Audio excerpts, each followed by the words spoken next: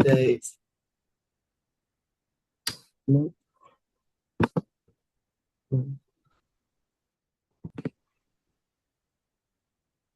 Welcome back to Unraveled Radio.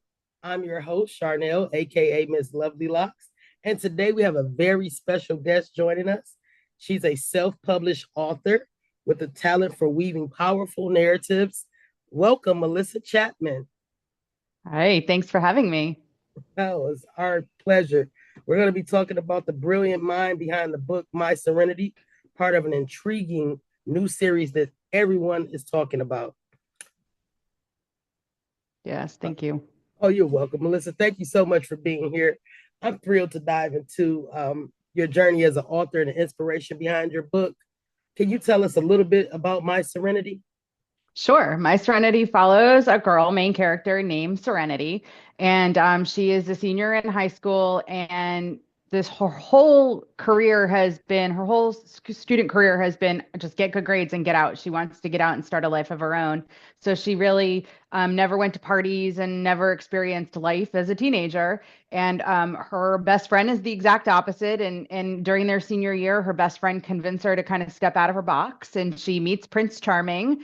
And so the story follows her along her senior year journey and experiencing new things. And really, the underlying tone about the book, besides these new experiences, is sometimes we miss some red flags. And I don't want to give away a ton of it, but Right. there are things that you don't necessarily see as you're learning and growing, and people around you might see them.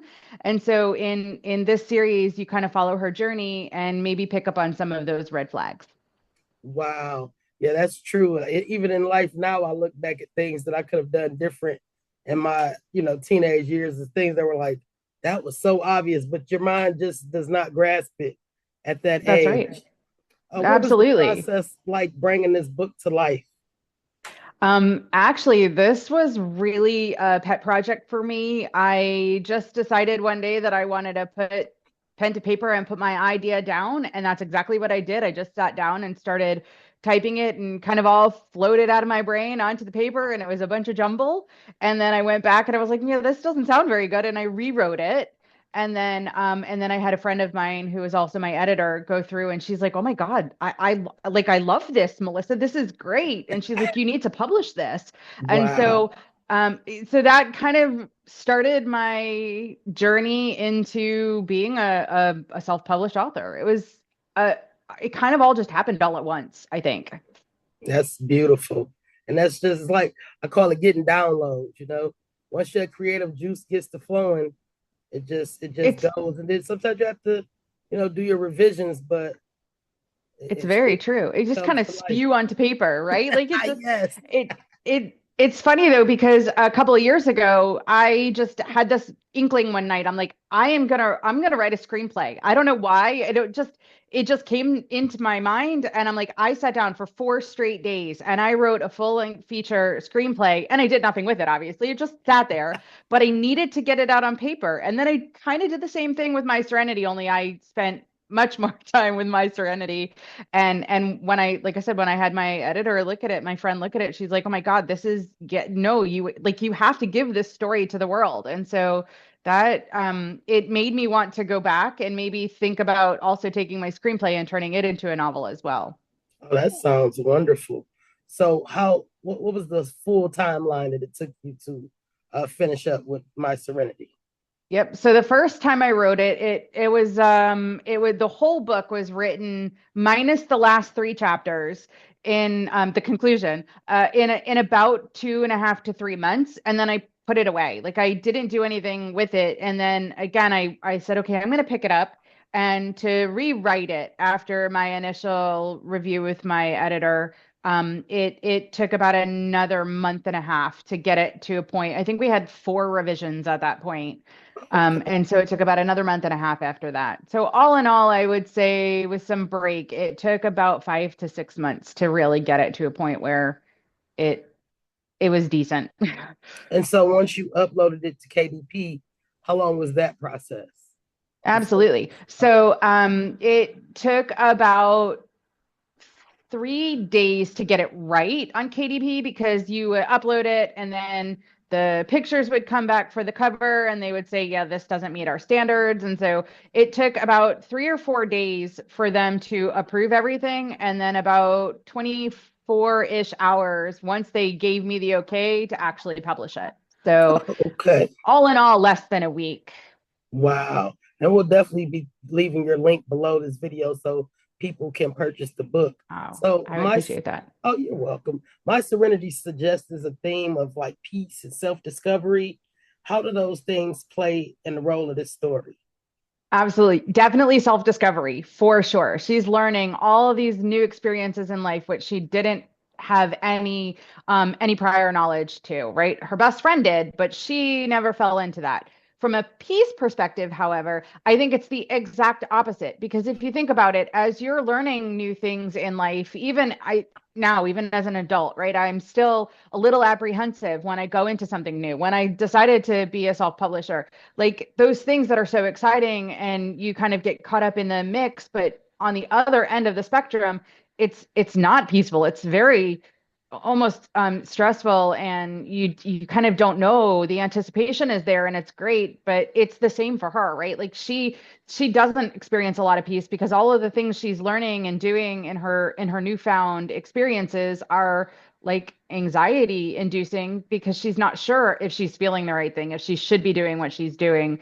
So I think there's a lot of self discovery, but a lot of also, she puts a lot of stress on herself. So peaceful is definitely not something I think she experiences throughout the book, for Wow. sure. Did any of those experiences that you wrote about inspire your personal life? Yeah, yes, actually. I think there's a lot of me in her. And I think some of the things that I experienced when I was kind of her age growing up, I wrote the book in the city that I grew up in using the experiences that I grew up in. And it's funny because my editor's daughter, who is in her very early 20s, we'll say. She read the book along the way. She was one of my ARC readers. And she went to my editor and she's like, Mom, this doesn't make any sense. 18-year-olds don't go to clubs and they don't drink. And I'm like, yeah, but they do. And these were experiences I had I grew up in a place called Boca Raton in South Florida. Oh, And wow. it's a very wealthy area. And so I think even back when I was younger, it hasn't changed much, but when you're wealthy and you're young and your parents kind of rule the city, you don't experience the same thing that maybe high schoolers experience in more conservative areas. It was a very non-conservative area. And so I experienced things like being able to go to clubs and bars at 16 and 17. And so Serenity does too. And she's like, this isn't real. Are you really trying to relate to people? And I'm like, yes, but this is how we grew up. This is what it's like when you're wealthy and you're good looking and you have all of these, like, your parents own all of the businesses in this one city. You have it, right? You have a different lifestyle. So I did show some of that and what I went through as a kid in this book with her and her friends. Wow, that sounds. I It's like a 16 movie, in a right? nightclub, right? It sounds like That's right. ready It's for the true. big screen. It's very, but I mean, it really was a reality that we had. And so when we told her that, she was like, no, really? It's so different for her growing up. I'm like, yeah, it really was like that. And that's what shaped a lot of, who I am today, because I did all those things when I was younger. I got it out of my system when I was younger, so I can experience adulthood differently. I experienced my 30s, I think, differently than a lot of other kids who didn't go through that. And I think that's how Serenity's journey is also going to play out. Oh yeah, this book is a series. So do you Yep. have the next one? Is it still My Serenity, just like book two, or how does that go? It does not have a working title yet. Okay. It potentially will be book two of My Serenity. It is going to follow the journey. So as I was saying, kind of you miss the red flags, but our readers start to see that in book one, and then in book two, those red flags are going to become more apparent. She's going to start to see the things that maybe she didn't want to see. She's going to start to realize that there's things in life that she's going to have to give up in order to experience some of these things that she's experiencing. And so those red flags are going to become quite a bit more apparent in book 2. And I haven't decided if there's going to be a book 3. I think I'm probably going to stop with 2 in this particular set, and then might also follow her best friend Carrie as another kind of Oh, arc within this series. that sounds good. What advice could you give to any other potential self-publishers that are thinking Uh, about writing their own books? Absolutely. First of all, I say go for it. If you've got something to put on paper, it doesn't matter what anyone else thinks. If you think you've got a story to tell and you want to tell it, do it. Absolutely do it. Don't let anyone stop you. It is virtually free, and you can get your words on paper and get them published just for you if that's all it takes.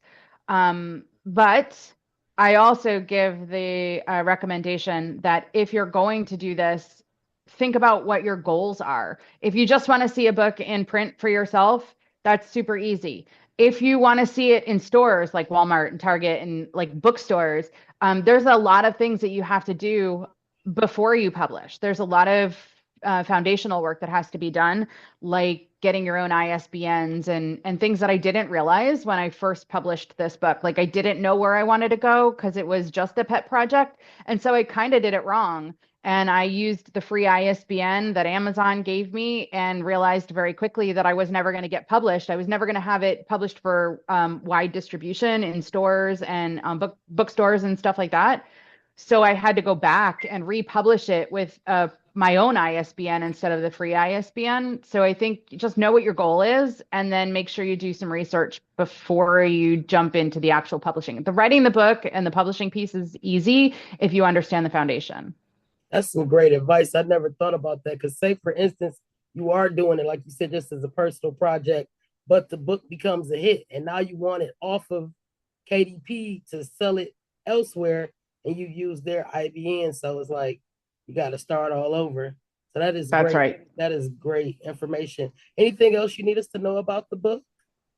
I mean, I just hope everyone has an opportunity to take a quick view at My Serenity and follow her story. I think it's definitely something that will resonate with the 18 to 30 market. So if you've got, if you got a few minutes, it's not a long book to read, but I think it will provide a punch, right? Like I think you'll follow her journey and you'll kind of get inspired by her journey. Wow, that's great. Melissa, thank you so much for sharing your story with us today. And I'm Absolutely. sure our listeners, as myself, am inspired and learned something new today by your creativity and your determination. For all of you tuning in, don't forget to grab a copy of My Serenity. It's a read you won't forget and you don't want to miss.